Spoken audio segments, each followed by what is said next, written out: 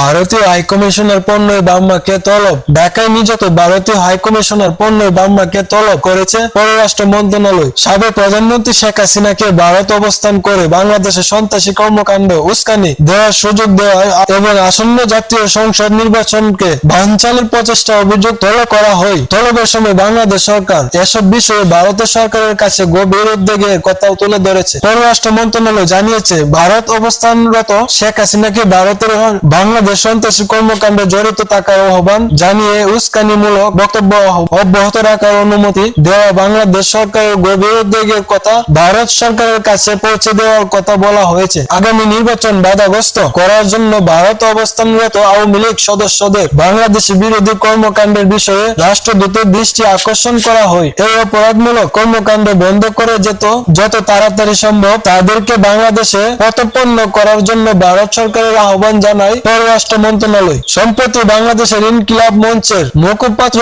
শরীফ ওসমান হাদিকে হত্যার চেষ্টায় জড়িত সন্দেহভাজন জনকে ভারতে পালিয়ে যাওয়া রোধ করতে এবং যদি তারা ভারতীয় ভূখণ্ডে প্রবেশ করতে সক্ষম হয় তবে তাদেরকে অবিলম্বে গ্রেপ্তার ও বাংলাদেশ প্রত্যর্পণ নিশ্চিত করতে ভারতের সহযোগিতা চেয়েছে পররাষ্ট্র মন্ত্রণালয়। সরকার আশা করছে প্রতিবেশী দেশ হিসাবে ভারতের ন্যায় বিচার সমুন্নত রাখা ও গণতান্ত্রিক প্রক্রিয়া রক্ষায় বাংলাদেশের জনগণের পাশে দাঁড়াবে। ভারতের হাইকমিশনার জোর দিয়ে বলেন, ভারত বাংলাদেশ শান্তিপূর্ণ নির্বাচনের অপেক্ষায় রয়েছে এবং এ বিষয়ে ভারত সর্বতক সহযোগিতা করতে প্রস্তুত রয়েছে।